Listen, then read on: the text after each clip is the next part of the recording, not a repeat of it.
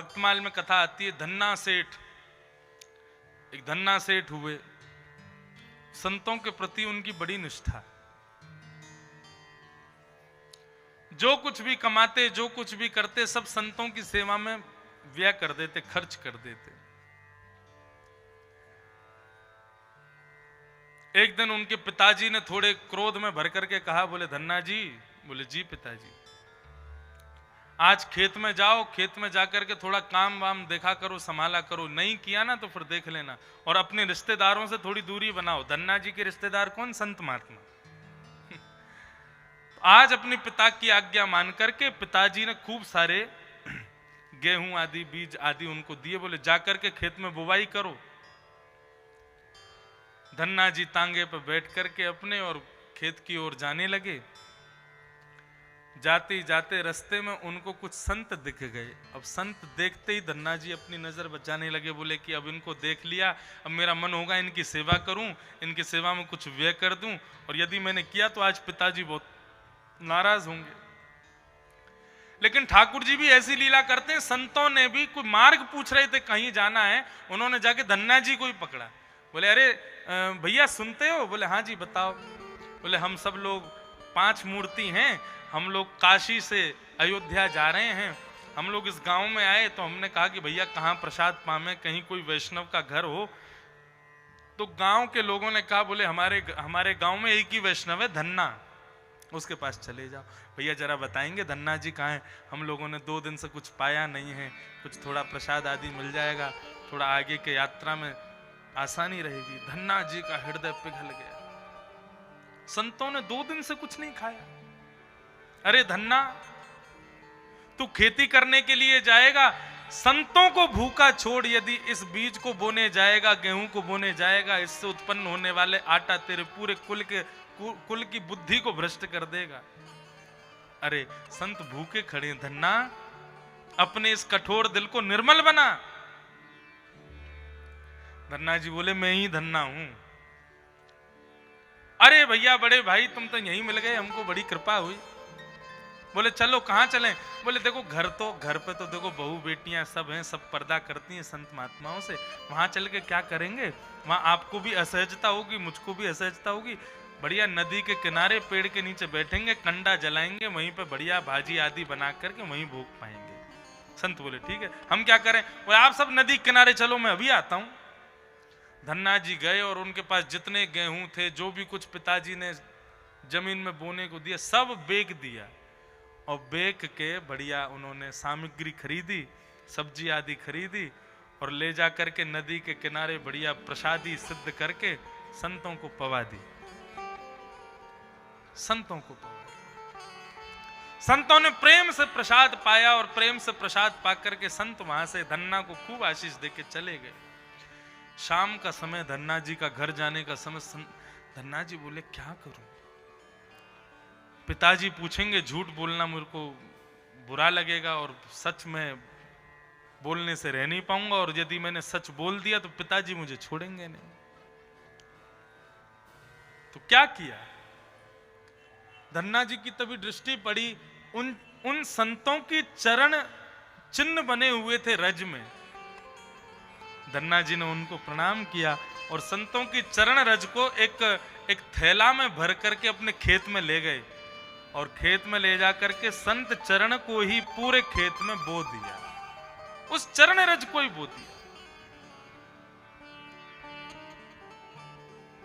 बो करके लौट करके आए तो अड़ोसी पड़ोसी ध्यान रखते थे धन्ना जी क्या कर रहे हैं क्या नहीं कर रहे, तो पड़ोसियों ने जाके पहले ही बता दिया, बोले आज तो धन्ना जी खेत में लगे हुए हैं, पूरे में बुवाई कर रहे हैं, बढ़िया आज तो खूब श्रम कर रहे हैं धन्ना जी। पिताजी सुन के बड़े प्रसन्न। धन्ना जी घर पहुंचे, रात भर नींद नहीं आई धन्ना जी को, क्या करूं, पिताजी से झूठ कैसे बोलूं, पिताजी को सच कैसे बताऊं, क्या होगा कैसे होगा, हे ठाकुर जी रक्षा करो। दूसरे दिन धन्ना जी जैसे सुबह उठे तो महाराज घर के बाहर भीड़ लगी हुई थी। धन्ना जी नीचे आए, बोले आज इतने सारे लोग घर पे कैसे? बोले अरे चमत्कार हो गया धन्ना। पिताजी उनके नेत्र आंसू से झरझर बह रहे थे। धन्ना जी बोले पिताजी आप रो क्यों नहीं, क्या हो गया? बोले बेटा चमत्कार हो गया। बोले कैसे? बोले कल तू बुवाई करने गया था ना खेत में, मुझे पड़ोसी बता रहे थे तू खेत में लगा हुआ था। बोले हाँ। तूने ऐसी बुवाई करी कि भाई जो फसल उगनी थी महीनों बाद वो एक रात में ही उग गई। पूरे महाराज खेत में फसल लहरा रही है और सब लोग देख करके आश्चर्यचकित हो रहे हैं। बेटा तूने ऐसा क्या किया? धन्ना जी के नेत्र सजल हो गए, अपने पिता से कहने लगे पिताजी आपने मुझे जितने बीज दिए थे, जितने गेहूं दिए थे, मैंने वो खेत में नहीं बोए, मैंने संतों के मुख में बोए थे। उन संतों की कृपा से ये सब हो गया। दासानुदासो भवतास्मि भूयः। वृंदावन जाओ तो एक चीज का विशेष ध्यान रखना, ठाकुर जी का यदि आपसे अपमान हो गया तो ठाकुर जी सहन कर लेंगे, लेकिन ठाकुर जी के किसी दास का आपने अपमान कर दिया वो ठाकुर जी से सहन नहीं होता। किसी ब्रजवासी का अपमान हो गया वो ठाकुर जी से सहन नहीं होता। वृत्रासुर आज भगवान से कह रहा है मुझे आपके दासों का दास बना दीजिए, क्योंकि आपके दास का कोई दास बनता है आप उस पर बड़ी कृपा करते हो प्रभु।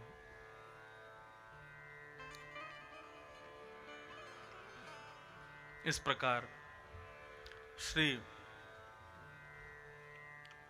वृत्रासुर ने भगवान की स्तुति गाई और स्तुति गा करके वृत्रासुर ने फिर इंद्र के साथ युद्ध किया और इंद्र ने वृत्रासुर का वध किया। वृत्रासुर के हृदय से एक दिव्य ज्योति प्रकट हुई और भगवान के चरणों में जाकर के विलीन हो गई। आगे के प्रसंग में श्रीमद् भागवत में प्रहलाद चरित्र कहा गया। 4 युग हैं, सतयुग, त्रेता, द्वापर, कलयुग। सतयुग के राक्षस का नाम क्या है? हिरण्यकश्यप। त्रेता के राक्षस का नाम क्या है? रावण। कंस के द्वापर के राक्षस का नाम क्या है? कंस। और कलयुग के राक्षस का नाम? मैं, अहंकार। ये अहंकार ही कलयुग का राक्षस है। देखो सतयुग के राक्षस का नाम कितना बड़ा, हिरण्यकश्यप। त्रेता के राक्षस का नाम उससे छोटा, रावण। द्वापर के राक्षस का नाम उससे भी छोटा, कंस। और कलयुग के राक्षस का नाम एक अक्षर का, मैं, अहंकार। तो सतयुग में एक राक्षस हुए जो जय विजय को श्राप लगा था सनत कुमारों का कि तुम राक्षस बनो, तुमको राक्षस बनना पड़ेगा, भगवान के पार्षद बनने के योग्य नहीं हो। तो वही जय विजय सतयुग में हिरण्यकश्यप और हिरण्याक्ष बन करके आएगा।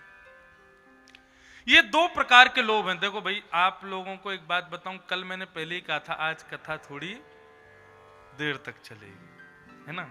और रात अपनी है, कथा अपनी है, खंडवा अपना, और 4 दिन की कथा में हम भी आपके ही हो गए, तो कोई कहीं जाने वाला नहीं है। चूल्हा आदि सब सिद्ध हो ही रहा है, बढ़िया प्रेम से पाल लेना।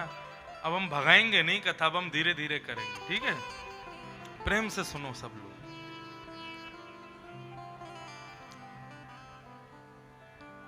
दो प्रकार के लोभों की चर्चा मैंने की, एक है संग्रह वृत्ति लोभ और एक है भोग वृत्ति लोभ।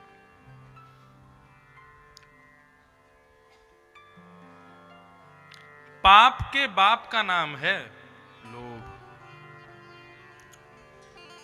आपके जीवन में सबसे पहले लोभ आएगा और जिस दिन लोभ आ गया उस दिन सब आ जाएंगे पाप के रूप में।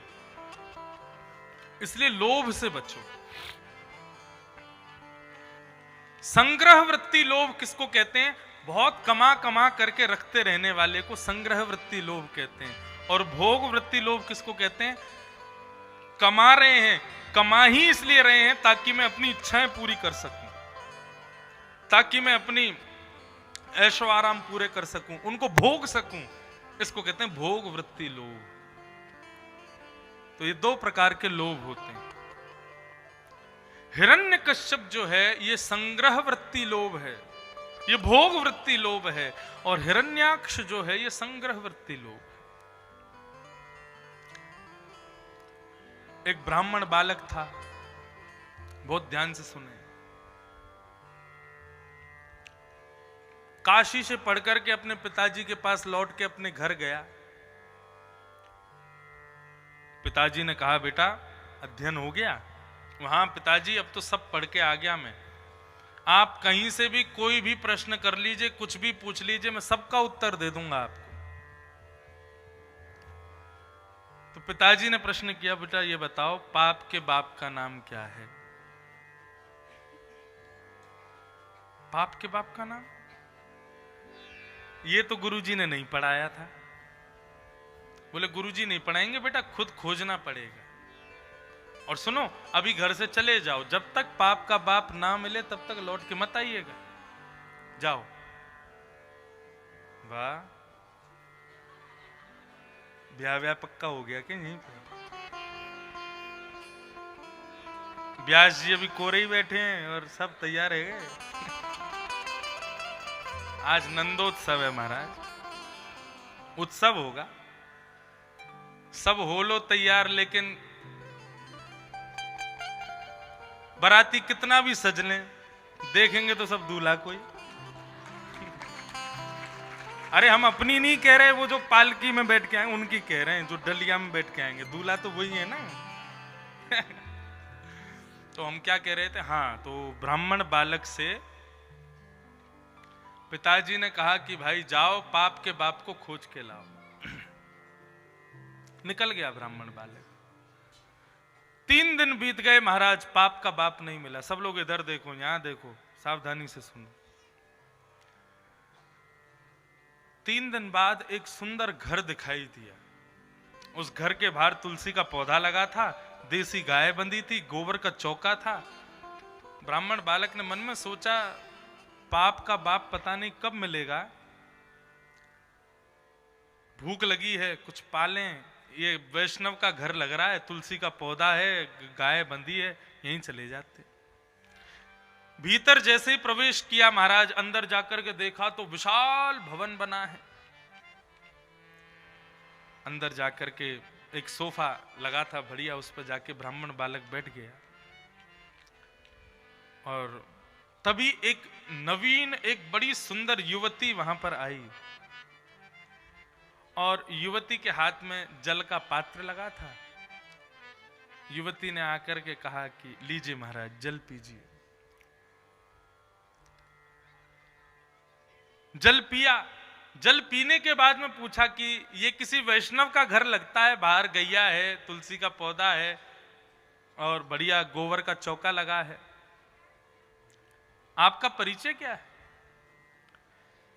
युवती ने कहा महाराज मैं इस नगर की वैश्या हूं और ये मेरा घर है। लोगों का मनोरंजन करके धन कमाती हूं, वही मेरा काम है। ब्राह्मण बालक तो महाराज, उसने तो गिलास विलास सब रख दिया वहां पे। बोले पाप के बाप को खोजने निकला था मैं, 3 दिन से मिला नहीं, और आप आज खुद पाप कर लिया मैंने, एक वैश्या के घर का पानी पी लिया।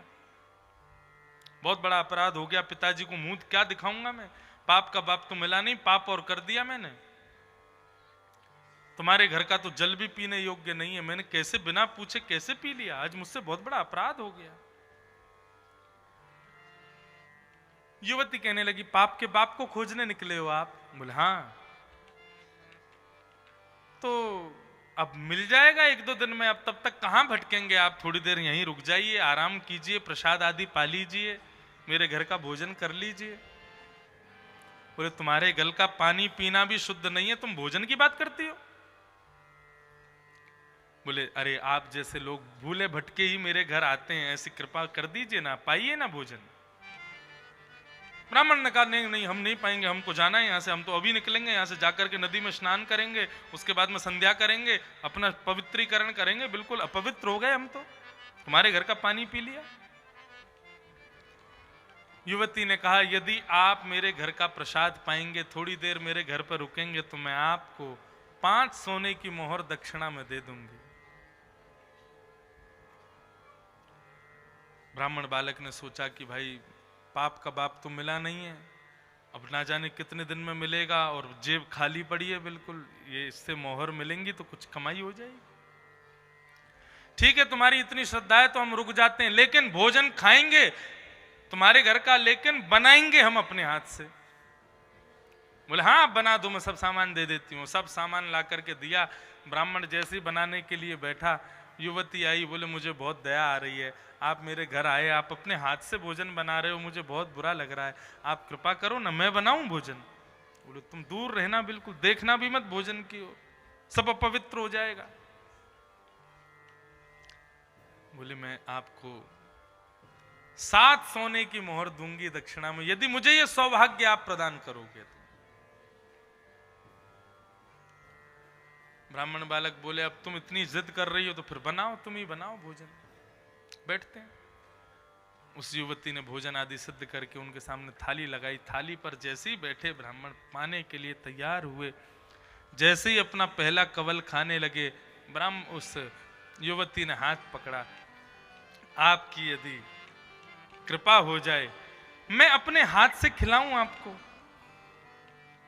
ब्राह्मण बोले तुम कैसी बात करती हो, तुम्हारे हाथ का बना खा रहे हैं, तुम्हारे घर का खा रहे हैं, ये बहुत बड़ी बात है, अब अपने हाथ से और खिलाओगी? पाप के बाप को खोज रहे हैं और हम पाप ही पाप किए जा रहे हैं, मत करवाओ हमसे ये सब। युवती बोली 10 सोने की मोहर दक्षिणा में दूंगी यदि मेरे हाथ से भोजन करोगे तो।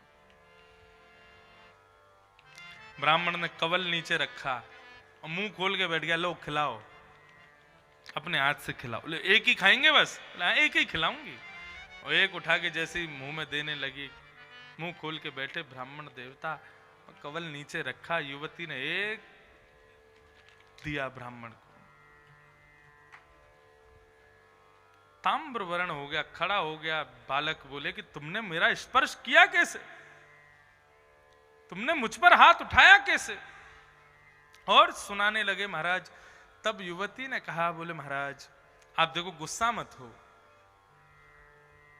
मैं आपको सोच रही थी पाप के बाप को 3 दिन से खोज रहे हो, आगे पता नहीं कब तक खोजोगे, यहीं मिलवा देती हूं। पाप के बाप से मिलवा रही थी आप? बोले पाप के बाप से कहां मिलवाया? बोले अच्छा तो ये बताओ आप मेरे घर पर भोजन करने क्यों रुक गए? बोले क्यों रुक गए, क्या तुम जिद कर रही थी इसलिए? बोले झूठ मत बोलिए, 5 सोने की मोहरों के चक्कर में रुक गए। मेरे घर का भोजन क्यों मेरे हाथ से बनवाया? बोले तुम्हारी श्रद्धा। बोले मेरी श्रद्धा नहीं थी, 7 सोने की मोहरों की वजह से रुक गए। मेरे हाथ से भोजन करने को तैयार क्यों हो गए? 10 सोने की मोहरों की वजह से तैयार हो गए। अपने पिताजी को जाकर के कह दीजिएगा, पाप के बाप का नाम है लोभ, ये लोभ ही पाप का बाप है भैया। उस ब्राह्मण बालक ने उस युवती के चरण पकड़े, बोले मां मुझे क्षमा कर दो, मैंने आपको बहुत गलत दृष्टि से देखा, लेकिन आप तो मेरी गुरु निकले, मुझे क्षमा कर दीजिए। लोभ, इससे बचो, क्योंकि पाप को हमारे जीवन में लाने वाला लोभ ही होता है। और एक बात बोलूं, लोभ आएगा सारे पापों को अंदर ले आएगा, फिर लोभ ही चला जाएगा, फिर बाकी सब बलवान होके रहते हैं। इसलिए इस लोभ से बचो। हिरण्यकश्यप लोभ है। हिरण्य कहते हैं सोने को, कश्यप कहते हैं तकिया को। जो सोने की तकिया पे सोता है उसका नाम है हिरण्यकश्यप। भोग वृत्ति लोभ, भोगता है। हिरण्यकश्यप तपस्या करने के लिए गए, ब्रह्मा जी प्रकट हुए, ब्रह्मा जी ने प्रकट होकर कहा वरदान मांगो, तब कहा कि मुझे अमर बना दो। तब ब्रह्मा जी ने कहा जो मैं स्वयं नहीं हूं वो तुमको कैसे बना दूं, मैं खुद अमर नहीं हूं। जब प्रलय आता है तो ब्रह्मलोक भी डूब जाता है, उसी में ब्रह्मा की भी मृत्यु होती है, तो तुमको अमर कैसे बनाऊं? तो फिर कहा तो फिर एक वरदान नहीं दोगे तो फिर बहुत सारे मांगूंगा। बोले मांगो। बोले ना ऊपर मरू, ना नीचे मरू, ना अंदर मरू, ना बाहर मरू, ना सुबह मरू, ना रात को मरू, ना जीव से मरू, ना सजीव से मरू, आपकी बनाई हुई सृष्टि में किसी से ना मरू। असंख्य वरदान मांगे, सबको, सब वरदानों के ऊपर तथास्तु ब्रह्मा जी ने सब दे दिया। जब तक हिरण्यकश्यप तपस्या के लिए गए तब तक इनकी पत्नी कयाधु गर्भवती थी और उनको नारद जी ने घर आकर के भागवत सुना दी थी। तो गर्भस्थ शिशु परम भक्त प्रहलाद के रूप में प्रकट हुए। श्री प्रहलाद जी महाराज की प्रहलाद जी का जन्म हुआ। हिरण्यकश्यप जब लौट करके आया तो बताते हैं प्रहलाद जी की आयु 5 वर्ष की थी, बड़े हो गए थे। हिरण्यकश्यप ने कहा ये मेरा छोटा बालक है? बोले हाँ। गोद में लेकर के बोले बेटा तुम पढ़ने जाते हो? बोले हाँ पिताजी विद्यालय जाता हूं। तो कोई अच्छी बात बताओ, विद्यालय में गुरुजी क्या पढ़ाते हैं? तो प्रहलाद जी महाराज अपने पिता की गोद में, हिरण्यकश्यप की गोद में बैठ करके सुंदर बात बता रहे हैं कि तत्साधु मन्ये सुरमय देहिना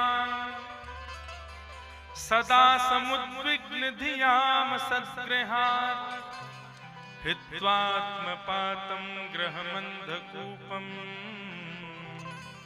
वनं गतो यद्दरिमाश्रयेत। पिताजी ये संसार एक अंधा कुआं है और हम सब इस अंधे कुएं में गिरते जा रहे हैं। हम सामने वाले को गिरता हुआ देख रहे हैं फिर भी स्वयं को संभालते नहीं, हम खुद भी उसी अंधे कुएं में गिरते जा रहे हैं। इसलिए पिताजी इस अंधे कुएं से बचना है तो वनम गतः, वन में जाकर के हरि का भजन करना चाहिए, हरि का स्मरण करना चाहिए। हरि का नाम सुनते ही महाराज हिरण्यकश्यप के नेत्र खुले। बोले कौन सिखाता है तुमको ये? बोले पिताजी बस ये सब मुझे अच्छा लगता है इसलिए मैं तुमको बता रहा हूं।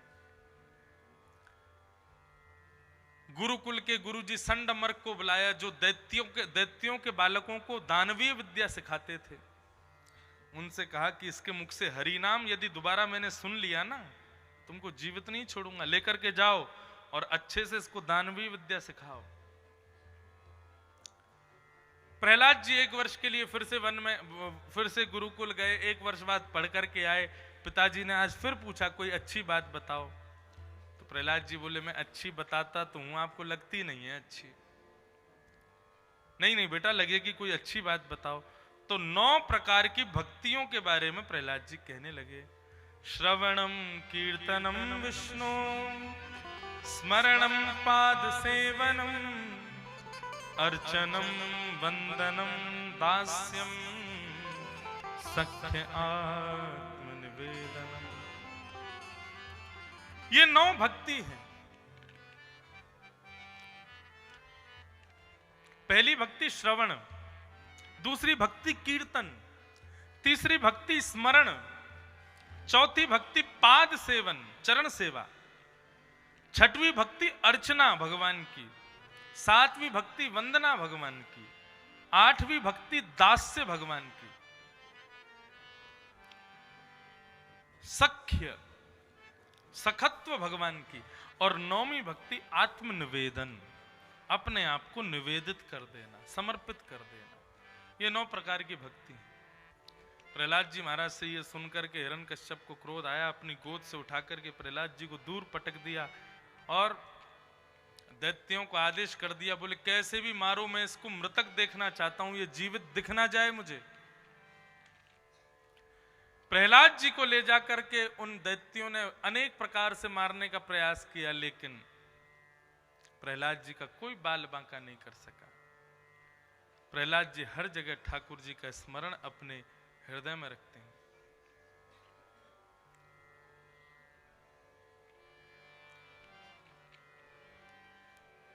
हर प्रकार से प्रयास करने पर भी जब प्रहलाद जी नहीं मरे तो होलिका आई और होलिका प्रहलाद जी को लेकर के चिता पर बैठ गई। होलिका को एक शॉल मिली थी, उस शॉल को पहन करके वो अग्नि में चली जाए, जलेगी नहीं, पानी में कूद जाए, डूबेगी नहीं। लेकिन प्रहलाद जी ने कीर्तन करते करते जैसी चिता में आग लगी, उस शॉल को अपनी भुआ से खींच के स्वयं पहन लिया। कहने लगे बोले होलिका क्या कर रही थी? बोले होलिका प्रहलाद जी के कीर्तन में मगन हो गई थी, जल करके नष्ट हो गई, प्रहलाद जी की रक्षा हो गई। तब से ही हमारे राष्ट्र में होली का उत्सव मनाने लगे। एक भक्त की रक्षा हुई इसलिए होली मनाते हैं हम लोग। इस प्रकार श्री प्रहलाद जी महाराज को अनंत प्रयास करने पर भी जब नहीं मार पाए तो प्रहलाद जी से पूछा कि तुम मरते क्यों नहीं हो? इतना सब कुछ हम करते हैं, तुम मरते क्यों नहीं हो? प्रहलाद जी ने इतनी अच्छी बात कही, कि दंता गजानां कुलिशाक्र निष्ठुर शीर्णायते ते नवलंबमयित महाविपत्ताप विनाशनोऽयं जनार्दनानुस्मरणानुभाव।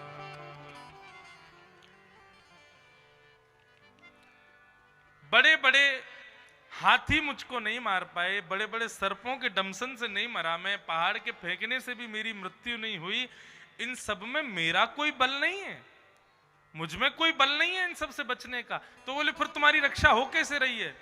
बोले महाविपत्ताप विनाशनोऽयम्, बड़ी बड़ी विपत्तियों का सर्वनाश करने वाले, विनाश करने वाले जनार्दन भगवान के केवल नाम का प्रभाव है कि मैं जीवित हूं।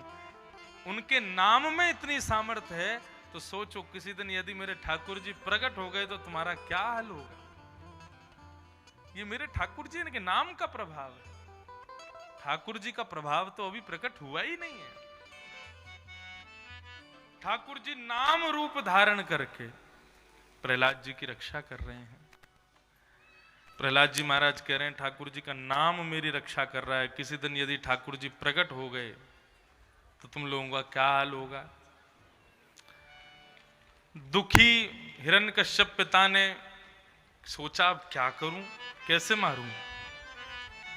संडमर्क गुरु जी को बुलाया, बोले इसको फिर से विद्यालय ही ले जाओ, और बड़े गुरु जी शुक्राचार्य जी जब तक नहीं आवे तब तक इनको वहीं रखो। प्रहलाद जी को लेकर के विद्यालय आए। आज प्रहलाद जी का अवकाश था, सारे बालक खेल रहे थे, प्रहलाद जी एक कोने में बैठे थे। सब बालकों ने जाके प्रहलाद जी से कहा प्रहलाद तुम नहीं खेलोगे? प्रहलाद जी बोले मैं वो खेल नहीं खेलता जो खत्म हो और फिर खत्म शुरू हो और फिर खत्म हो जाए और कोई जीत जाए कोई हार जाए। तो बोले कैसा खेल खेलते हो? बोले मैं ऐसा खेल खेलता हूं एक बार शुरू होता है तो कभी खत्म नहीं होता, और उसमें कोई हारता नहीं, सब जीतते हैं। बोले ये कौन सा खेल है? बोले ठाकुर जी की भक्ति का खेल है, ये कीर्तन का खेल है, एक बार शुरू होता है तो खत्म नहीं होता, और इसमें कोई हारता नहीं है। जो भी इस खेल में आता है भक्त बनता है उसकी जीत ही होती है, उसकी कभी अविजय नहीं होती। तक बोलने लगे, बोले तुम्हारे इस खेल में यंत्र कौन से यूज होते हैं, कैसे खेला जाता है ये? तो पहला यंत्र कौन सा है इस खेल को खेलने का? येषां श्रीमद्यशोदा सुदपद कमले नास्ति भक्ति नराणां, येषां आभिर्कन्य प्रिय गुण कथने नानुरक्ता रसज्ञं, येषां श्री कृष्ण लीला ललित रस कथा सादरौ नैक करणौ, धिक्तान धिक्तान धिगेतान कथयति सततम कीर्तनस्थो मृदंग। पहला आभूषण कीर्तन का है मृदंग। जो यशोदा के लाला कन्हैया की सुंदर कथा नहीं सुनता, जो कन्हैया के सुंदर मंगल में कीर्तनों को नहीं सुनता, ऐसे व्यक्ति के लिए धिक्तान धिक्तान धिगेतान, धिक्कार है, बहुत बड़ा धिक्कार है। कथयति सततम, हमेशा कहता है, कौन? मृदंग कहता है। इसलिए पहला यंत्र है मृदंग, कीर्तन रूपी खेल का। और दूसरा यंत्र क्या है? बोले मजीरा। बोले मजीरा क्या करता है? बोले मजीरा मजीरा मजीरा बोलोगे तो राम जी अपने आप भूल जाता है। आप मजीरा मजीरा उच्चारण करोगे तो आपके मुख से सतत भगवान का नाम निकलेगा। बोलो मजीरा मजीरा, मजीरा मजीरा मजीरा मजीरा जी राम जी राम जी राम जी राम जी राम जी राम जी राम जी, मजीरा मजीरा बोलते हैं, राम जी अपने आप बोलता है। तो ये दो यंत्र हैं कीर्तन रूपी खेल में प्रयोग होने वाले। ये दोनों ही भगवान की भक्ति करते हैं, इसलिए इन दोनों यंत्रों को मंगाया और मृदंग और मजीरा लेकर के महाराज प्रहलाद जी महाराज ने कीर्तन करना प्रारंभ किया। बोलो वृंदावन बिहारी लाल की जय। श्री राधा रमण लाल की जय।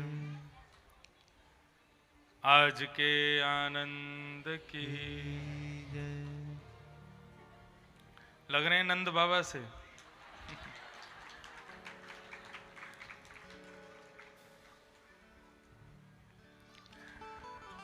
प्रहलाद जी ने ऐसा कीर्तन किया महाराज कि व्यास जी के सिर पर पगड़ी आ गई। सबरे पगड़ीवान हो गए। कीर्तन सुनकर के हिरण्यकश्यप आए और आकर के प्रहलाद को जब प्रहार किया, बोले कहां है तेरा भगवान, पहले तेरे भगवान को मारूंगा फिर तुझे देखूंगा आज। श्री प्रहलाद जी महाराज ने अपने पिताजी से कहा, पिताजी आप पूछ रहे हैं मेरा भगवान कहां है। सर्वम खलु इदम ब्रह्म कंबायु यज्ञिम सलिलम महिम च, सब जगह है। ऐसा कोई स्थान नहीं जहां पर वो नहीं है, सब जगह है। आप में भी है, मुझ में भी है। बोले इस खंभ में है? हाँ मुझे दिख रहे हैं।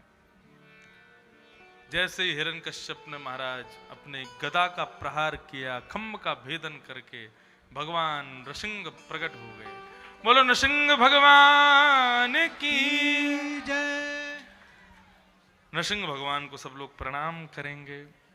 सत्यम विधातुम निज भृत्यभाषितम व्याप्तिम च भूतेष्वखिलेषु चात्मनः अदृश्यतात्यद्भुत रूपमद्वहम् स्तंभे सभाया न मृगम न मानुषम। भगवान कैसे बनकर के आए? बोले न मृगम न मानुषम। ना तो ठाकुर जी शेर ही बन के आए और ना ही इंसान बन के आए। दोनों के नर और सिंह दोनों का ही मूर्त रूप बन करके नृसिंह बन करके प्रकट हुए। नरसिंह बन के भगवान आए। नरसिंह भगवान प्रकट हुए। प्रकट होकर के महाराज युद्ध करना प्रारंभ किया। हिरण्यकश्यप सायंकाल, बस यही काल रहा होगा, सूर्य अस्त हो रहा था, रात्रि प्रकट होने वाली थी। इसी समय पर महल की दहलीज पे ले जा करके ठाकुर जी ने अपनी गोद में हिरण्यकश्यप को रखा और अपने बड़े बड़े नाखूनों से उसके पेट को विदीर्ण करते हुए ठाकुर जी ने उसका वध कर दिया। भगवान अत्यंत कोपित हैं, कुंपित हैं महाराज। पूरी पृथ्वी कांप रही है थर-थर ठाकुर जी के क्रोध के कारण। क्यों क्रोध आया? बोले मेरे भक्त पर इसने हाथ उठाया कैसे? जब हिरण्यकश्यप बहुत सब लोगों को परेशान कर रहा था, तब देवताओं ने जाके भगवान से प्रार्थना की कि आप इसको मार क्यों नहीं देते? तो बोले जब तक मेरे भक्त कोई अपने हाथ से नहीं कुछ कहेगा तब तक इसको नहीं मारूंगा। जिस दिन इसने प्रहलाद का अपने हाथ से स्वयं कुछ धक्का दिया या उसका स्पर्श किया, उसी दिन इसकी मृत्यु है। आज भगवान बहुत कुंपित हैं। प्रहलाद को धक्का दे कैसे दिया हिरण्यकश्यप ने? मेरे रहते हुए इतना बड़ा कैसे कर दिया हिरण्यकश्यप ने? इस वजह से इतने कुंपित हुए ठाकुर जी। शंकर जी मनाने आए, वो भी नहीं मना पाए। ब्रह्मा जी मनाने आए, सब देवता मनाने आए, लेकिन किसी की सामर्थ्य नहीं कि आज ठाकुर जी को कोई मना ले। लक्ष्मी जी बोली मेरे पतिदेव हैं, मैं इनको मना दूंगी। बोले आओ आप भी मना के दिखाओ। लक्ष्मी जी आई तो लक्ष्मी जी जैसी मनाने के लिए गए, भगवान नृसिंह ने जैसे ही लक्ष्मी को देखा एक दहाड़ मारी महाराज। 3 पटक तो लक्ष्मी जी को वहीं लगी, भागी सीधी वैकुंठ। बोली ये मेरे पति नहीं है, मेरे पति तो बहुत कोमल हैं, ये तो अत्यंत रुद्र अत्यंत रौद्र, ये मेरे पति कैसे हो सकते हैं? लेकिन यही नारायण है। ब्रह्मा जी बोले अब तो भैया इनके कोप को एक ही व्यक्ति दूर कर सकता है। कौन? बोले प्रहलाद, जिसके लिए ये आए। प्रहलाद जी महाराज ने जाकर के भगवान की स्तुति गाई। भगवान के सामने जाकर के खड़े हो गए और प्रहलाद जी गा रहे हैं। क्या कह रहे हैं? हे प्रभु, ब्रह्मादय सुरगुणा मुनयो सिद्धा सत्त्वैकतानमतयो मचसां प्रवाहे आराधितुं पुरगुणैः अधुनापि पिप्रुः किं तुष्टुमर्हसि समे हरेरुग्र जाते। हे प्रभु, बड़े बड़े देवताओं जैसी मेरी लच्छेदार वाणी नहीं है। मैं तो एक दैत्य का बालक हूं, मुझे तो बोलना भी नहीं आता। मैं आपकी क्या स्तुति गाऊं? मेरे को आप मेरा कल्याण करेंगे भी कैसे? क्योंकि मैं तो छूने योग्य भी नहीं हूं, एक दैत्य पुत्र हूं। लेकिन फिर भी प्रभु आप मेरे पर कृपा जरूर करेंगे, मेरे ऊपर कृपा जरूर करेंगे। भगवान बोले क्यों, तुमको कैसे विश्वास है कि मैं तुम पर कृपा करूंगा? तब ये कहते हैं, बोले भक्त्या तुतोष भगवान गजयूथ पाय। जब आप गजेंद्र की रक्षा कर सकते हो, जो इंसान भी नहीं था, तो मैं तो फिर भी इंसान हूं ना, कुछ तो गुण मेरे अंदर होगा।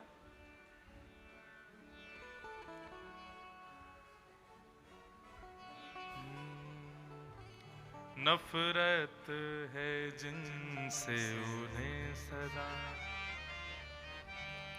नफरत है जिनसे उन्हें सदा, उन्हीं अवगुणों में मैं हूँ बंधा, उन्हीं अवगुणों में मैं हूँ बड़ा। है कुटिलता है, कपट भी है, छल भी है और अभिमान है। फिर शाम कैसे शरण मिले, इसी सोच में मेरे प्राण हैं। बंधु, कभी कभी हमें सोचना चाहिए, मेरे अंदर ऐसी कौन सा गुण है या मेरे अंदर ऐसी क्या खूबी है कि ठाकुर जी मुझ पर कृपा करें। मैंने आपको किस प्रकार ऐसा प्रस्तुत भगवान के सामने मैं करूं कि भगवान मुझसे रीझ जाएं? कुछ है मेरे अंदर ऐसा? कुछ भी तो नहीं। ना तो रूप है, ना तो रंग है, ना गुणों की कोई भी खान है। फिर श्याम कैसे शरण मिले, इस सोच में मेरे प्राण हैं। ना तो रूप है, ना तो रंग है, एक आसरा है तो है यही, क्यों करेंगे मुझ पे कृपा नहीं, क्यों करेंगे मुझ पे कृपा नहीं। एक दीनता कहूँ बिंदु में, वो कृपालुता के निधान है। फिर श्याम कैसे शरण मिले, इस सोच में मेरे प्राण।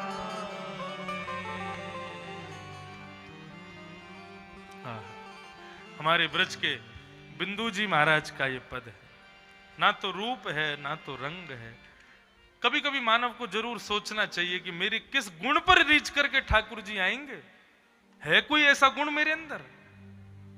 कोई गुण नहीं। प्रहलाद जी महाराज कह रहे हैं, प्रभु मेरे अंदर कोई गुण नहीं है जिसके लिए आपको आना था। आप क्यों आए? किसके लिए पधारे? लेकिन प्रभु आप पधारे हैं तो मुझे निश्चित, मेरे को विश्वास है कि आप मुझ पर कृपा करने पधारे हैं। प्रभु भगवान बोले, प्रहलाद, ब्रह्मा जी भी मेरे रूप को डर रहे हैं, शंकर जी भी मेरे रूप को डर रहे हैं, इंद्रादि देवता भी मुझसे डर रहे हैं, मेरी पत्नी लक्ष्मी मुझे देख के भाग गई, सब मेरे रूप से इतना भय खा रहे हैं, तुमको मुझसे डर नहीं लग रहा? तुमको मुझसे डर क्यों नहीं लग रहा है? प्रहलाद जी ने इतना सुंदर उत्तर दिया है कि प्रभु डरेंगे वो जो आपके मुखमंडल को देखेंगे, लेकिन मैं तो आपके श्री चरणों को देख रहा हूं और चरणों को देखने वाले को भय नहीं लगता। वो लोग डर रहे होंगे जो आपके मुख को देख रहे हैं, लेकिन मेरी नजर तो आपके चरणों पर है। मैं आपको देख ही नहीं रहा जो डरूं। ठाकुर जी ने अपनी गोद में प्रहलाद को बिठा लिया, अपने हृदय से लगा लिया, नेत्रों से अश्रुपात करने लगे भगवान जगन्नाथ, भगवान नृसिंह। और नृसिंह भगवान की गोद में बैठकर के प्रहलाद जी महाराज एक इतनी अच्छी बात कहते हैं, ये सुनकर के मेरा मन कभी कभी भर आता है। भगवान की गोद में बैठे प्रहलाद जी और भगवान के विशाल हाथों के ऊपर अपने छोटे से कर कमल को प्रहलाद जी रखते हैं और भगवान से कहते हैं, प्रभु एक काम कर देंगे? बोले क्या? भूमन भ्रमामि वद मे तव दासयोगम। हे प्रभु, आप जरा मेरा हाथ देख के, मेरी रेखाएं देख के बताओगे कि मेरे अंदर आपके प्रति दासत्व कब प्रकट होगा? मैं आपका पूर्ण रूपेण दास कब बनूंगा? मेरे हाथ की रेखा देख के बता दो ना भगवान।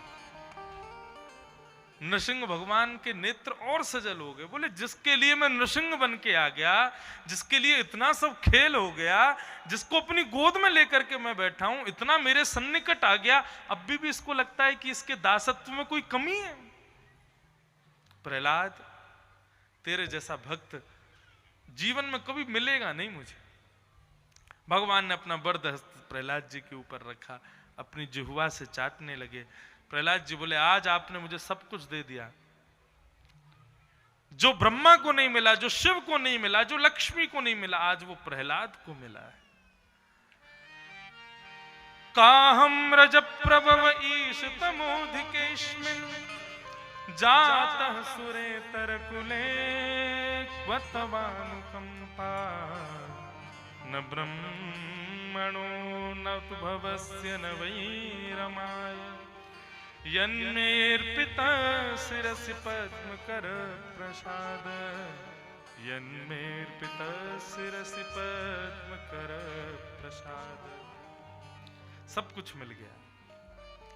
प्रहलाद जी ने भगवान की स्तुति गाई और स्तुति गाते हुए अंत में प्रहलाद जी कहते हैं, प्रभु मेरे पिता को आपने मार दिया, लेकिन ये मेरे पिता थे, आप इनको सद्गति प्रदान करना। भगवान बोले, तुम कैसी बात कर रहे हो? ये कहने की बात है? तुम्हारे जैसा भक्त बालक जिस घर में जन्म लेता है प्रहलाद, उसकी 21 पीढ़ियां तर जाती हैं। तुम अपने पिता के लिए बोल रहे हो? उसकी 21 पीढ़ियां तर जाती हैं। इसलिए प्रहलाद, तुम सदैव इस प्रकार भक्ति में युक्त रहो। भगवान नृसिंह ने प्रहलाद जी को आशीष प्रदान किया और आशीष देते हुए भगवान नृसिंह का जैसे ही कोप शांत हुआ, कोप शांत होते नृसिंह भगवान अंतर ध्यान हो गए। बोलो नृसिंह भगवान की जय। इस प्रकार भगवान नृसिंह का प्रादुर्भाव की कथा और प्रहलाद चरित्र बताया। आगे श्रीमद् भागवत में गजेंद्र मोक्ष की कथा और गजेंद्र मोक्ष का वर्णन किया गया। तत्पश्चात देवासुर संग्राम की कथा, देवासुर संग्राम में अमृत प्राकट्य की कथा एवं बलि के यहां बलि और आदि समस्त दैत्यों का देवताओं के द्वारा वध हुआ, लेकिन गुरु शुक्राचार्य ने अपनी संजीवनी विद्या से पुनः समस्त दैत्यों को पुनः जीवित कर दिया और दैत्यों से कहा, यदि ब्राह्मणों को आपने जीत लिया, ब्राह्मणों के मन को यदि आपने जीत लिया तो आप स्वर्ग जीत लोगे। बलि ने ब्राह्मणों को प्रसन्न किया। ब्राह्मणों का आशीर्वाद लेकर के राजा बलि जब स्वर्ग पर चढ़ाई करने गए तो दैत्यों को भगा करके स्वर्ग पर अपना एक छत्र आसन जमा लिया। उस आसन को पुनः देवताओं को प्रदान करने के लिए अदिति के गर्भ से भगवान वामन का प्रादुर्भाव हुआ। बोलो वामन भगवान की। वामन भगवान प्रकट हुए, भिक्षाम देहि, भिक्षा मांगते हुए सब भिक्षा ले जाकर के गुरु के चरणों में अर्पित करी। गुरु ने कहा ये भिक्षा नहीं चाहिए, तो बोले जाओ और जाकर के दैत्यों से स्वर्ग का राज्य लेकर के आओ। वामन भगवान बलि के यहां पर पहुंचे। बलि के यहां जाकर के 3 पग जमीन मांगने का वरदान मांगा। बलि ने बहुत मना किया, लेकिन भगवान अड़े रहे, 3 पग जमीन चाहिए। जैसे ही संकल्प दिया 3 पग जमीन का, भगवान विशाल हो गए और 2 पग से तीनों लोगों को नाप लिया। तीसरा पग देने के लिए भगवान के पास कुछ नहीं बचा। बलि के पास तीसरा पग देने के लिए कुछ नहीं बचा। भगवान ने शेषनाग को आदेश किया, बलि को बंदी बना लो। तुमने 3 पग जमीन देने का वरदान दिया, 2 पग से मैंने तीनों लोक नाप लिए, तीसरा पग कहां रखूं बलि बता। बलि बोला, तीसरा पग मेरे सिर पर रख दीजिए। तीसरा पग जैसे ही सिर पर रखा है महाराज, भगवान प्रसन्न हो गए बलि से। ये बलि कौन है? प्रहलाद जी का नाती है, परपौत्र है प्रहलाद जी का। जैसे ही बलि ने कहा कि तीसरा पग मेरे सिर पर रख दीजिए, इतने में ही प्रहलाद जी महाराज प्रकट हो गए और प्रकट होकर ताली बजाने लगे। वाह वाह वाह, आज आनंदित हो गया। क्यों? प्रहलाद जी महाराज कह रहे हैं, आज मेरे नाती ने मुझको हरा दिया। भक्ति की वो पराकाष्ठा प्रस्तुत की कि मैं आज अपने नाती के सामने हार गया। भगवान बोले कैसे? बोले प्रभु, मैंने आपसे कहा था ना, जो ब्रह्मा को नहीं मिला, जो शिव को नहीं मिला, जो लक्ष्मी को नहीं मिला, वो आपने मुझे दिया। बोले क्या? आपने मेरे सिर पर अपना वरदहस्त रखा था। मेरे सिर पर तो वरदहस्त रखा था, लेकिन मेरे नाती बलि के सिर पर तो आपने चरण कमल पधरा दिए प्रभु। इसलिए आज अपने नाती से हार करके मुझे बड़ी प्रसन्नता है, मैं बहुत प्रसन्न हूं। भक्ति में खूब आगे बढ़े बलि। इस प्रकार बलि वामन अवतार को हम प्रणाम करते हैं। आगे श्रीमद् भागवत के मंगल प्रसंग में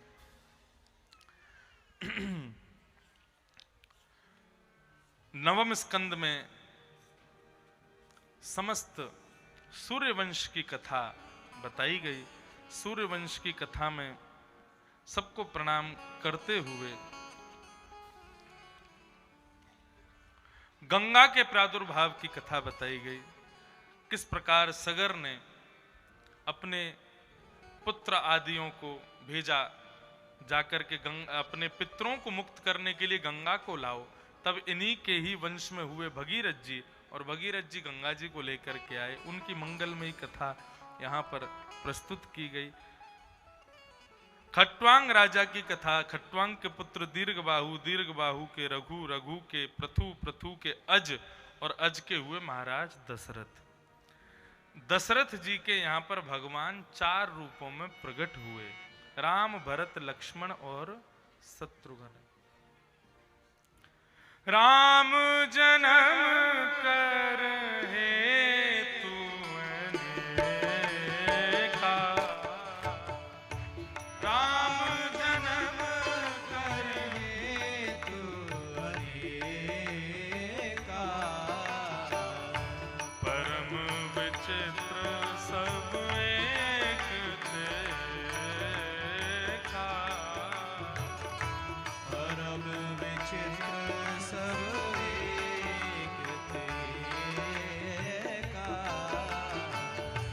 राम जन्म कर हेतु अनेका, राम जन्म कर हेतु अनेका, परम विचित्र सब एक देखा, परम विचित्र सब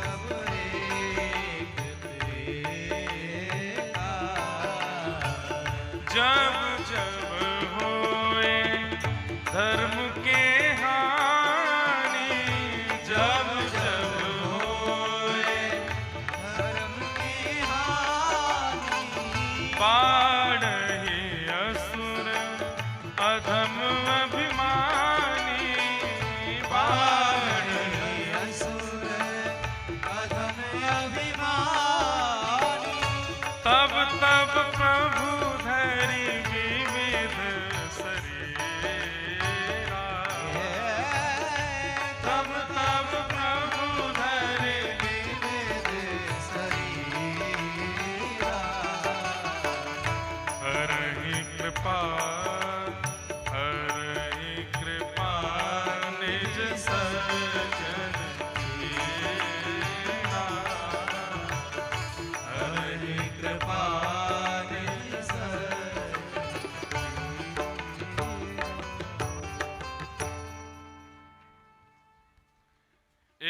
बार भूपति मन माहे, भय ग्लानि मोरे सुत नाहि। प्रभु श्री राम के अवतरण की कथा सुनाई गई। बंधुओं, हम वैसे तो भागवत कथा के वक्ता हैं, राम कथा कभी कही नहीं, लेकिन अगले वर्ष 2023 में श्री लाल जी का, हमारे लाल जी का जो जन्मोत्सव होता है हर वर्ष, जो इस बार जगन्नाथपुरी में होना था लेकिन वृंदावन में हो रहा है, अगले वर्ष ठाकुर जी का जन्मोत्सव श्री अवध में मनाया जाएगा, अयोध्या में 11 से 17 जनवरी। और उस 7 दिन के सत्र में मैं प्रयास करूंगा कि श्री राम कथा का गान प्रथम बार लाल जी के उत्सव में अयोध्या में ही करेंगे अगले वर्ष। अब राम कथा 3 प्रकार से गाई जा सकती है, या तो वाल्मीकि रामायण गाएं, या तुलसीकृत रामायण गाएं, और या फिर श्रीमद् भागवत में विद्यमान जो 2 अध्याय में राम कथा, केवल 2 अध्याय में है, सुक रामायण, इस सुक रामायण के भेदों के ऊपर चर्चा करें। तो अब जैसी लाल जी इच्छा रखेंगे, हमने कही ना भागवत मंच से कोई बात कह देते हैं तो भागवत जी की जिम्मेदारी बन जाती है पूरा करवाने की, और भागवत जी पूरी करवाएंगी कि इनके वक्ता, सेवक वक्ता को राम कथा गाने का अवसर मिले। तो अगले वर्ष 2023 में लाल जी के उत्सव में राम कथा का गान करेंगे। श्रीमद् भागवत में 2 अध्याय में राम कथा है। श्री रघुनाथ जी के अवतरण की कथा सुनाई गई। गुरुवर थे त्यक्त राज्यो व्यचरत अनुवनम पद्म पद्भ्याम प्रियाया, पाणिस्पर्शा क्षमाभ्याम रजत पथरुजो यो हरिन्द्रानुजाभ्याम, वैरूप्या चूर्पणख्या प्रिय विरहर्ष रोपिता ब्रूविजंभ, तस्ताभिर्बद्ध सेतु खलदवदहन कौशलेन्द्रोवतान।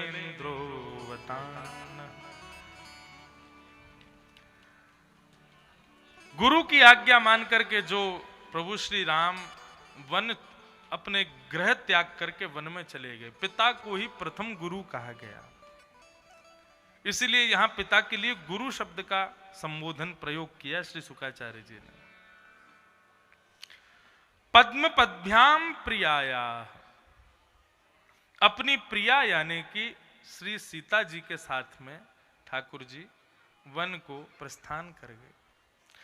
किशोरी जी आगे आगे चलती हैं, रघुनाथ जी उनके पीछे चलते हैं, ऐसा भाव सुखदेव जी यहाँ पे वर्णन कर रहे हैं। जबकि भाव ऐसा है, राम जी आगे चलते हैं, किशोरी जी बीच में चलती हैं, लक्ष्मण जी पीछे चलते हैं, लेकिन शुकाचार्य जी कहते हैं कहीं कहीं किशोरी जी आगे चलती है, राम जी उनके पीछे चलते हैं। तो बोले ऐसा क्यों?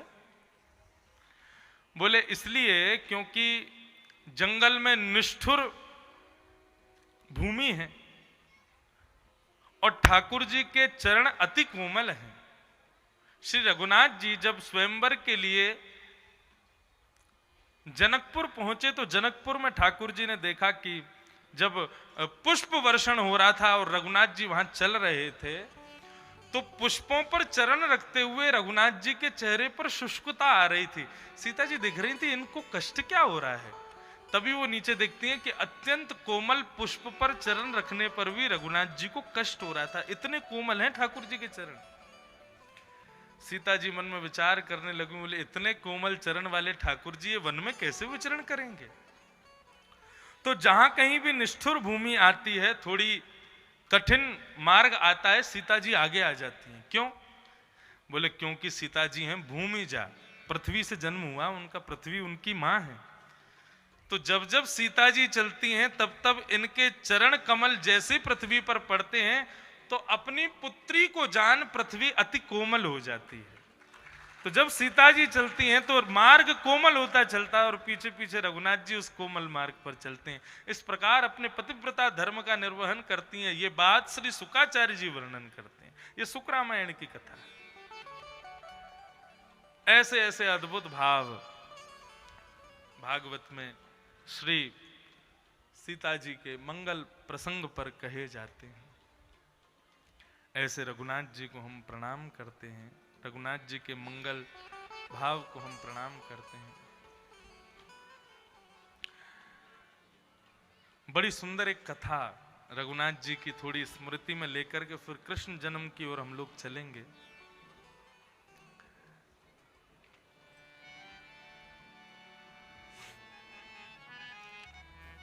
भगवान राम जब अपनी संपूर्ण सेना के साथ में अवध पधारे तो अयोध्या आते ही राम जी को जनकपुर से एक पत्रिका आई। देखो सब लोग बिल्कुल सावधानी से बैठो, हम तो जल्दी जल्दी कथा भगा ही रहे थे, भैया कृष्ण जन्म करना है, सबको विलंब ना हो, लेकिन हमको अभी अभी समाचार मिला ठाकुर जी को अवतार लेने में समय है, अभी कहीं से आ रहे हैं चल के धीरे धीरे घूमते घामते आनंद लेते, तो जब तक वे नहीं आएंगे तब तक मैं जन्म कैसे करूं। इसलिए प्रेम और भाव से हमको पहले पता होती तो हम भगाते ही नहीं कथा, धीरे धीरे चलते, लेकिन अब कृष्ण जन्म की कथा बस प्रारंभ के लिए ही तैयार बैठे ठाकुर जी की बस प्रतीक्षा में। तब तक एक सुंदर भाव सुनो। और जो भी माताएं बिना ठाकुर जी को बधाई दिए और लिए यहां से जाने की चेष्टा में है, वे सब जाओ प्रणाम है। लेकिन जो रुकना चाहें, ठाकुर जी की बधाई में आनंद लेना चाहें, वो उनके लिए खूब खूब स्वागत है, क्योंकि भैया ये तो ब्रजमंडल है और ब्रज में ठाकुर जी जिसको चाहते हैं उसी को प्रवेश मिलता है, जिसको नहीं चाहते उसको प्रवेश नहीं मिलता। इसलिए प्रेम और भाव से सब बैठे रहो। तो रघुनाथ जी जब वापस लौट करके आए लंका से, सब लोग इधर देखो इधर देखो, यहाँ देखो यहाँ देखो, देखो बढ़िया पाग पहनी है हमने, हैं भागवत जी कितनी सुंदर लग रही हैं, पीछे का मंच यहीं देखो और कहीं मत देखो, प्रेम से कथा सुनो। रघुनाथ जी कितने प्रेमी हैं, कितनी प्यारी कथा।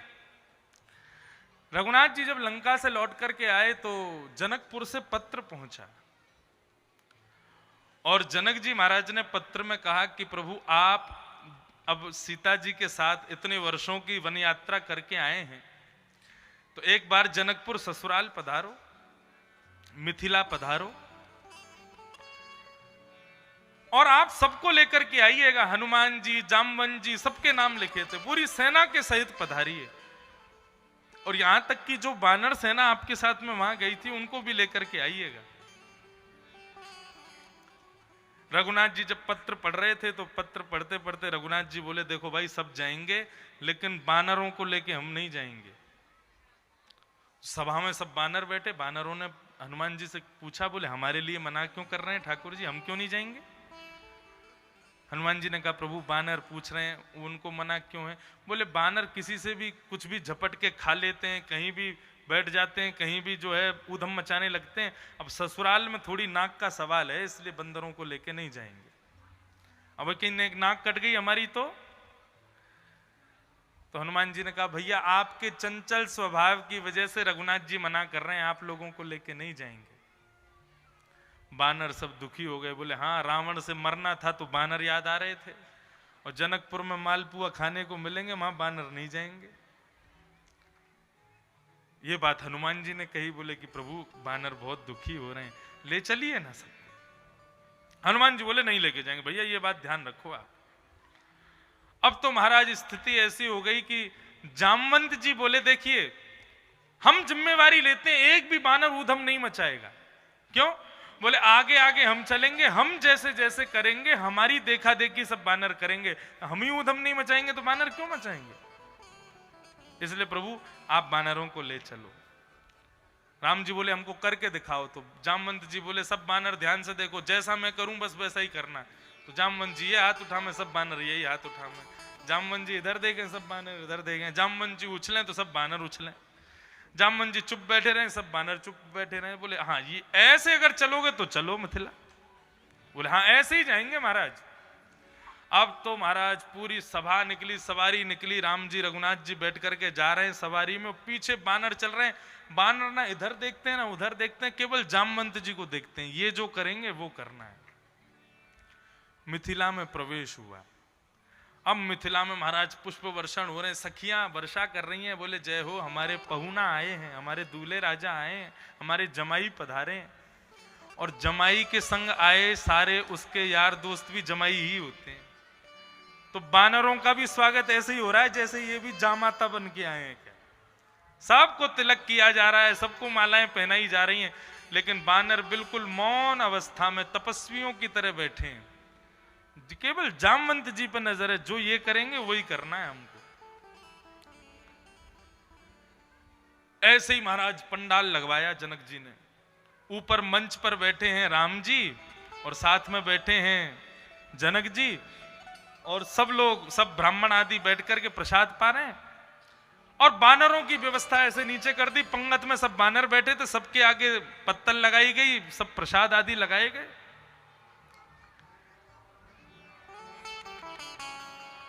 देखो भगवान कितने चतुर है। हमने राम कथा कहनी शुरू करी तो बैंड बाजा बजवा दिया।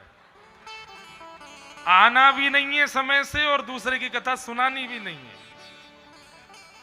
लेकिन आप लोग प्रेम और भाव से सुनो सब लोग, फिर उत्सव तो मनेगा ही।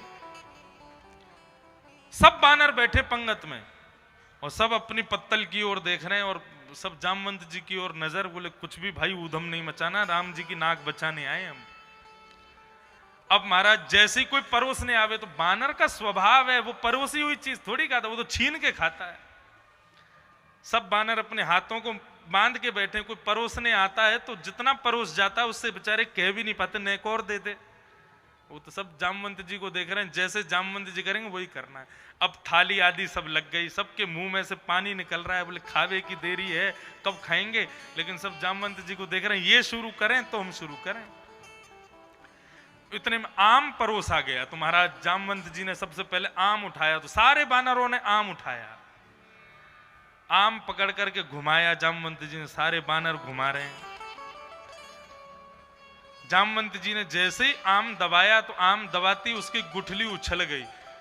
जैसे ही गुठली उछली, जामवंत जी बोले रावण जैसे पराक्रमी की भी ताकत नहीं कि जामवंत से छूट करके भाग जाए, तो गुठली मुझसे भाग कैसे गई।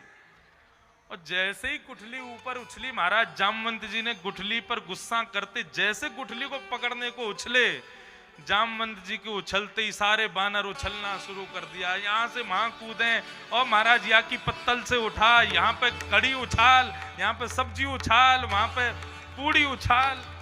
ऐसी स्थिति, पूरी सभा महाराज सब्जी और कड़ी से लोतप्रोत हो गई। राम जी नीचे नजर करके बैठे हैं, बोले रख ली इन्होंने नाक हमारी। जिस चीज का डर था वही हो गया। जामवंत जी बेचारे दुखी हो गए, हाथ जोड़ के राम जी से कहे मुझे क्षमा कर दो। लेकिन इन सब के बीच जनक जी महाराज बड़े प्रसन्न हुए, और इतने प्रसन्न हुए कि उन्होंने रघुनाथ जी को जाकर के अपने हृदय से लगा लिया। बोले प्रभु, आप अभी तक लग ही नहीं रहा था बानरों की सेना आई है, अब लग रहा है कि हाँ बानरों की सेना आई है। तो ऐसे रघुनाथ जी के मंगल प्रेमी चरित्र हैं, खूब सब उन चरित्रों को हम प्रणाम करते हैं, श्री रघुनाथ जी को प्रणाम करते हैं। प्रेम और रामचंद्र भगवान की। इस प्रकार नवम स्कंद में की कथा बताई, रघुनाथ जी का संपूर्ण चरित्र बताते हुए, और फिर कृष्ण कथा शुरू की महाराज। 2 श्लोकों में संपूर्ण कृष्ण कथा सुना करके श्री सुखदेव जी शांत हो गए। परीक्षित जी महाराज कहने लगे, बोले प्रभु आप सुखदेव जी की, आप भगवान कृष्ण की कथा 2 श्लोकों में सुना करके शांत क्यों हो गए? आप मुझे विस्तार से सुनाइए ना। बोले सब बता तो दिया, गोकुल में जन्म हुआ, वृंदावन में ये लीला, मथुरा में ये लीला, द्वारिका में ये लीला, यही सब लीलाएं हैं कृष्ण की, बस होगी कथा। राजा परीक्षित कहने लगे, नहीं प्रभु, कथितो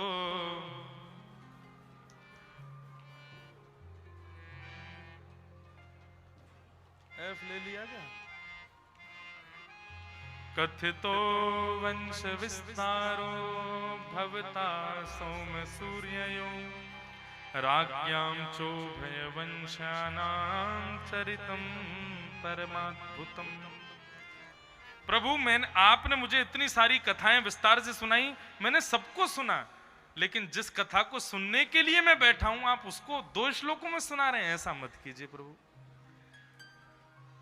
मुझे विस्तार से सुनाइए। सुखदेव जी कहने लगे 4 दिन हो गए परीक्षित, तुमने कुछ खाया नहीं है, पिया नहीं है, एक आसन से बैठे हो, 24 घंटे कथा चल रही है। अरे थोड़ी देर उठ जाओ, कुछ खा लो, कुछ पी लो, कहीं घूम लो थोड़ा। लेकिन परीक्षित जी महाराज कहते हैं, बोले प्रभु पिबंतम त्वम मुखां भोज अच्युतम हरि कथामृतम, आपके मुख से अच्युत भगवान की अमृतत्व कथा सुनने के बाद मुझको संसार की रोटी सब्जी की भूख नहीं लगती प्रभु, मुझे जल की इच्छा नहीं है। आप इतनी अमृत तुल्य कथा सुना रहे हैं, इससे मेरा पोषण हो रहा है प्रभु, मुझे संसार की अब कोई भी वस्तु सता नहीं रही है, मुझे ना भूख है, ना प्यास है, ना नींद है, कुछ नहीं है, केवल मुझे ठाकुर जी का प्रसंग सुनना है। बंधुओं, इसे कहते हैं श्रोता। कितनी इच्छा है परीक्षित जी के हृदय में कथा सुनने के प्रति। राजा परीक्षित के इस भाव को सुनकर के सुखदेव जी बड़े प्रसन्न। बंधुओं, दुनिया में सबसे कठिन है भूख लगना और भोजन का ना मिलना, लेकिन किसी के लिए यदि भूख को भी जीता जाए तो ये बहुत बड़ी बात है। महाभारत युद्ध में जब 18 दिन तक युद्ध चला तो दुशासन तो धृतराष्ट्र और गांधारी ने कुछ खाया पिया नहीं था। 18 दिन बाद गांधारी जब युद्ध मैदान में अपने पुत्रों को देखने के लिए जाती है तो वहां भगवान द्वारिकाधीश एक बेर के पेड़ बन के खड़े हो जाते हैं परीक्षा लेने के लिए। गांधारी जैसे ही जाती है अपने बेर के पेड़ को देखती है, बेर को देखती है तो उसकी भूख और तीव्र हो जाती है। क्या करूं, कैसे खाऊं, अपनी भूख कैसे मिटाऊं, जबकि पुत्र मर गए, मरे हुए पुत्रों को देखने गई थी, लेकिन भूख में इतनी व्याकुल, बेर के प्रति इतनी आसक्ति हो गई, कुछ नहीं देखती है, केवल मरे हुए शवों को पकड़ पकड़ करके एक दूसरे के ऊपर लगाती है और उसको बेर को पकड़ने का प्रयास करती है। जब 100 शव हो गए और सबसे ऊपर गांधारी खड़ी हुई, जैसे ही बेर पकड़ा तो द्वारिकाधीश प्रकट हो गए। गांधारी जी, मैं द्वारिकाधीश, नेत्रों में पट्टी रहती थी ना गांधारी के, इसलिए ज्यादा उनको पता तो था कौन है, कैसे है, क्या है, लेकिन फिर भी इतना ज्ञान नहीं रहता था। आप यहां क्या कर रही हो? गांधारी बोली, कन्हैया तुम तो जानते हो पांडवों ने कौरवों को हरा दिया, मेरे पुत्रों को मार दिया, मेरे पुत्रों का वध हो गया, आज अपने पुत्रों से मिलने के लिए आई हूं। भगवान बोले, तो आप पुत्रों से मिलने वाली क्रिया तो कुछ कर नहीं रही हो, आप तो बेर खा रही हो, और कहां चढ़ करके खा रही हो, नीचे देखना जरा। नीचे देखा तो मरे हुए शव पड़े थे, उनकी छाती पर गांधारी खड़ी थी। भगवान बोले, मैं आपको बता भी दूं, ये शव नहीं है, ये कोई और नहीं है, आपके पुत्र ही हैं जिनके ऊपर आप खड़ी हो। तो गांधारी कहती है, वासुदेव जरा कष्टम कष्टम निर्धन जीवनम पुत्र शोक महाकष्टम कष्टात् कष्ट करिच्छुधा। हे वासुदेव कृष्ण, इस दुनिया में सबसे बड़ा कष्ट है बुढ़ापा, लेकिन उस बुढ़ापे से भी बड़ा कष्ट है बुढ़ापे में निर्धन हो जाना, और उससे भी बड़ा कष्ट है बुढ़ापे में निर्धन होकर के गरीब हो जाना, अपने युवान पुत्रों को मरे हुए देख लेना। लेकिन कन्हैया, इन सबसे भी बड़ा कष्ट पता है क्या है? भूख लगना और भोजन का ना मिलना, ये सबसे बड़ा कष्ट है। लेकिन परीक्षित जी महाराज ने उस भूख को भी जीता है कृष्ण कथा सुनने के लिए। सुखदेव जी महाराज प्रसन्न हो गए, बोले, ऐसी पिपासुता यदि हो परीक्षित, तो कथा 7 दिन क्या 7 जन्मों तक सुनाई जा सकती है। इतनी पिपासुता होनी चाहिए। मैं तुम्हें अवश्य कृष्ण कथा सुनाऊंगा। और यहां से कहना प्रारंभ करते हैं। यमन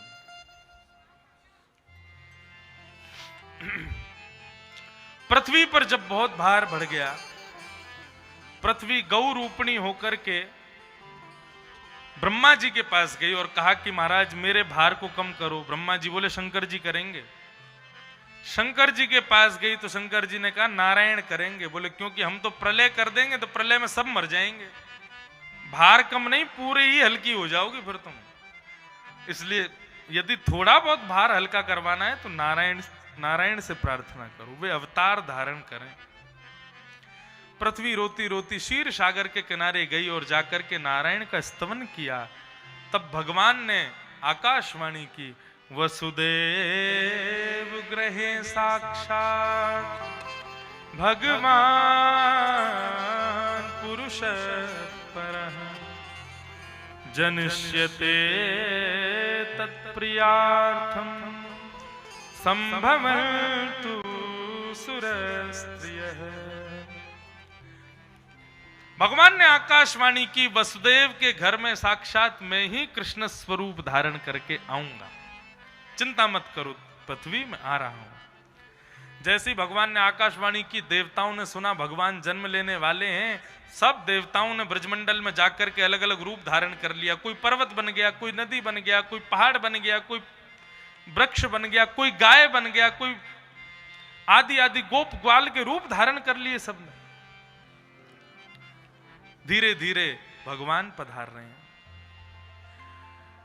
सूरसेन मंडल के राजा सूरसेन के पुत्र हैं वसुदेव, और मथुरा मंडल के राजा उग्रसेन, उग्रसेन के भैया देवक, देवक की बेटी हैं देवकी, और उग्रसेन के पुत्र कंस।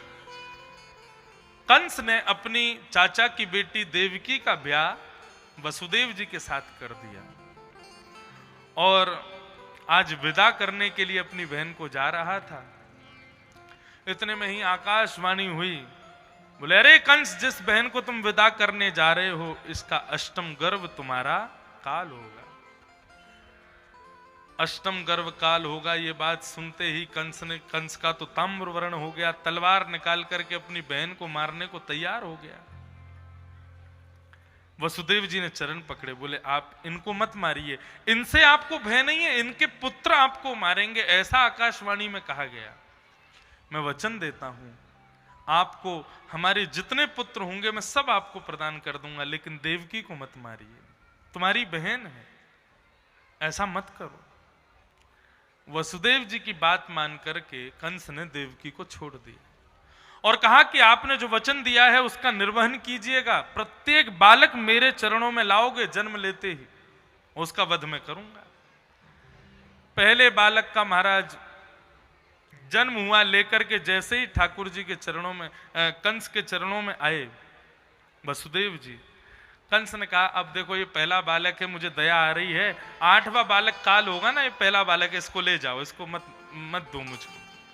पहला बालक लेकर के बड़े प्रसन्न भाव से श्री वसुदेव जी महाराज आए तो देवताओं ने जाकर के नारद जी को भेजा, बोले कि कंस सुधरना नहीं चाहिए, हमको ऐसा क्यों लग रहा है कंस सुधर रहा है, आप इससे इतना पाप करवाओ कि भगवान आने पर मजबूर हो जाएं। नारद जी ने जाके कंस से कहा तुमने बालक को छोड़ क्यों दिया? बोले पहला बालक है, मेरा भांजा है, इसलिए छोड़ दिया, 8वें को मार दूंगा। बोले देवताओं ने कहा 8वां बालक काल है, ऐसा नहीं, पहले से 8वां कोई भी मार सकता है तुमको। कंस बोले ऐसी बात थी क्या, पहले से 8वां कोई भी मार देगा? बोले हाँ यही बात है। कंस दौड़ करके गया, वसुदेव जी के प्रथम बालक को लेकर के महाराज पत्थर पर फेंक दिया और देवकी वसुदेव दोनों को कारागृह में डाल दिया। बोले एक भी बालक अब बचना नहीं चाहिए, सबको मारूंगा। 6 बालकों का वध कर दिया। 7वें बालक के रूप में देवकी के गर्भ में श्री बलराम जी आए।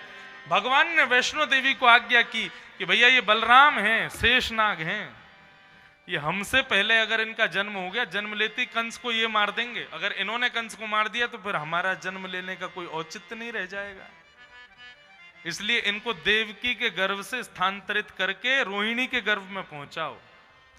तुम्हारी कलयुग में बहुत पूजा होगी यदि आपने ऐसा किया तो वैष्णो देवी ने देवकी के 7वें गर्भ बलराम जी को रोहिणी के गर्भ में भेज दिया और कंस को सूचना मिली कि 7वां बालक गर्भ में ही नष्ट हो गया। कंस ने डबल डबल ताले लगवा दिए, सैनिक बढ़ा दी, सेना बढ़ा दी, बोले तैयार रहो सब, अब 8वां आने वाला है, मेरा काल जन्म लेने वाला है। अष्टमी तिथि थी महाराज, मंदम मंदम जलधारा बह रही है, रात्रि के 12 बजे हैं और सारी मथुरा नगरी सोई है। अति सुंदर देवकी इतनी सुंदर लग रही हैं आज क्योंकि गर्भ में साक्षात नारायण। रात्रि के 12 बजे अष्टमी तिथि को देवकी ने अपने गर्भ से भगवान के मंगल विग्रह को जन्म दिया। बोल बाल कृष्ण लाल की। जैसे ही ठाकुर जी प्रकट हुए महाराज, शंख चक्र गदा पद्मधारी चतुर्भुज रूप में ठाकुर जी प्रकट हो गए। सब लोग हाथ जोड़ करके ठाकुर जी को वंदन करो। अच्छा एक बात बोलूं, बाल कृष्ण का जब जन्म हुआ ना तब कैसे थे ठाकुर जी? ऐसे जन्म लिए थे, किसी भी एंगल से बच्चे तो लग ही नहीं रहे, पिताजी बन के आए थे पूरे। लेकिन इसी रूप में ठाकुर जी को वंदन करें, कैसे लग रहे हैं ठाकुर जी? तमद्भुतम बालकमंबुजक्षणम चतुर्भुजम शंख गदार्युधायुधम श्रीवत्सलक्ष्मं गलसौभकौस्तुभम पीतांबरं सांद्रपयोदसौभगम। अब तो महाराज ठाकुर जी चतुर्भुज रूप में प्रकट हो गए और चतुर्भुज रूप में प्रकट होकर के उन्होंने मंगल दर्शन प्रदान किया श्री देवकी और वसुदेव को। देवकी ने कहा ठाकुर जी नन्हे से बालक बन जाओ, आप इतने बड़े बनकर के आए हैं, आपको गोदी में लेने में थोड़ी शर्म आ रही है। ठाकुर जी बोले यदि हम बालक बन गए तो फिर कंस को आपको हमको कंस से बचाना पड़ेगा, ब्रज में हमको भेजना पड़ेगा और फिर 11 वर्ष 56 दिन बाद हम ब्रज से पुनः पधारेंगे और आकर के कंस को मारेंगे। वसुदेव जी बोले ब्रज कैसे लेके जाएंगे, हमारे पास तो कोई साधन नहीं, हाथों में हथकड़ियां पैरों में बेड़ियां लगी हैं। भगवान बोले मुझको गोद में लोगे तो आपकी हथकड़ियां बेड़ियां सब खुल जाएंगी। जैसे ही वसुदेव जी ने अपनी गोद में लिया, हथकड़ियां खुल गई, बेड़ियां खुल गई और महाराज सारे ताले खुल गए, सारे सैनिक सो गए और ठाकुर जी को लेकर के श्री वसुदेव जी गोकुल की ओर प्रस्थान कर रहे हैं। आहा, बोलो बाल कृष्ण लाल की है।